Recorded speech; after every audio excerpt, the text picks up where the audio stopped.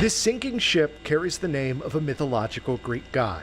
Today, much like its namesake, Midas is becoming a part of history. This vessel has been in the water here for 4 years, so to finally be getting it out is a significant deal. Thursday, we got an up-close look at a problem the Department of Natural Resources is facing.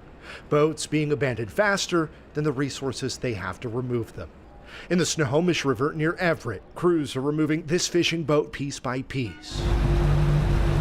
While just around the bend, there's another half-sunken sailboat parked on a mud flat. And this is a problem that actually gets more complicated the longer the boat sits in the water. Not only is it more expensive to remove, but every day that it sits there, more and more contaminants are released into the waterway.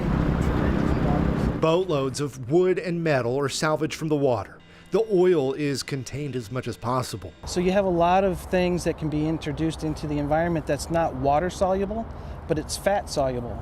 So it can enter into the aquatic life, and it gets concentrated as it gets up into the food chain, like salmons and orcas. Since 2002, the state's Derelict vessel program has removed more than 850 boats from the water, with taxpayers footing the bill. Sometimes they go to collections.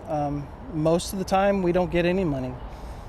We get less than 1/2% of our recovery. Hillary Franz is the state's Commissioner of Public Lands. She wants to see more resources dedicated to this program and hopes to make it easier for owners to remove boats from the water before they get this bad. We're now in a reactive state. We're reacting at a point of crisis, right? Versus having had the resources to be proactive before this vessel had taken water, where it would have been cheaper for us to address the problem and it would have had far less environmental degradation. It'll take days of work to remove Midas from the water. A costly job they say could be repeated on waterways across the state. In Snohomish County, Sebastian Robertson, King 5 News.